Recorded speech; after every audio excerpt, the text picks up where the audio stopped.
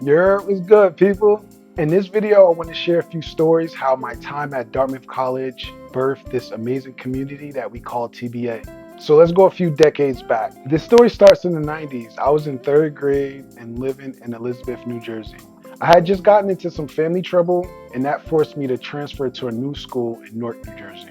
After spending a month in this new school, they moved me to gifted and talented, and that was the first ever time that someone ever called me smart. Adults used to say I had a smart mouth or I was a smart aleck, but nobody flat out was like, Jhamar, you're a smart kid. After a few years of being in the gifted and talented program, I received an academic scholarship to go to St. Benedict's Prep.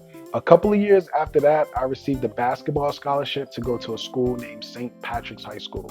In the first semester of my freshman year, I received a 4.0 GPA. I'm dead ass. 4.0 off the rip. Freshman year, bro. She was crazy. I say all of that because I truly thought of myself as a very smart person. But for some reason, the people around me didn't think the same because I spent most of my time as a youth defending my thoughts. And I was usually countered with things like, Jhamar, that's not how the real world works. I swear, that was the favorite thing to say to me when I was a child. I was like, Jhamar, the real world doesn't work like that. I probably heard that over 1,000 times in my life. On my mama, bro. I swear, bro. What followed was a decade of the same energy. And for some reason, I felt like my last hope was getting accepted to an Ivy League school. And with the help of the universe, I applied to Dartmouth College and I got in. So there are three experiences I had while at Dartmouth that influenced me to create TBA. The first one was my coursework. The second one was an experience I had in a 100-person lecture hall. And the third one was my overall experience dealing with the students on campus. So my coursework was really, really interesting. My focus was globalization studies. I had this one Persian professor and he just blew my mind away. Pause. But my professor overall message was that the world needs to be united. The citizens of the world need to unite if they want to produce any real change in this world. We can't rely on the governments to help us because they don't have an incentive to help. The people in government, it's all about money. Their incentive is to work with the corporation. So if the people want to have a better society, we must unite. That changed my life. Now, this second experience is really funny. I was in a 100-person lecture class, and everyone in this class was complaining about the NSA.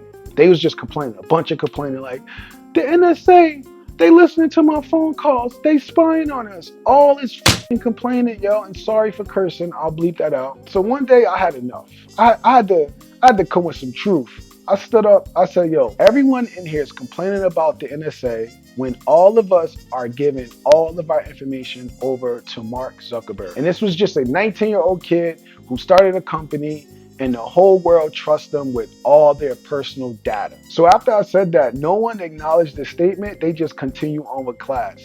It was the funniest thing I ever experienced, yo. It was no one had anything to say. It was just like next question, and they just went on to a whole new topic. So I told you when I was young, everyone just basically ignored me and ripped me off. So I was used to it. So the next week we have a visitor professor, and this guy comes in and says the same thing I said the previous week. Everybody in the class was looking interested. They was taking notes. They was so engaged with what this person had to say. I'm watching all this and I'm chilling. I'm just letting everybody cook. I'm like, yo, go enjoy the class. But as soon as the class ends, I raise my hand and I stand up again the next week. And I'm like, yo, it's so crazy how he said the same thing I said last week. And everybody here is so engaged and they're interested and they're excited. They're energized. But when I said it last week, y'all ignored me. Guess what they did? They ignored me again, yo.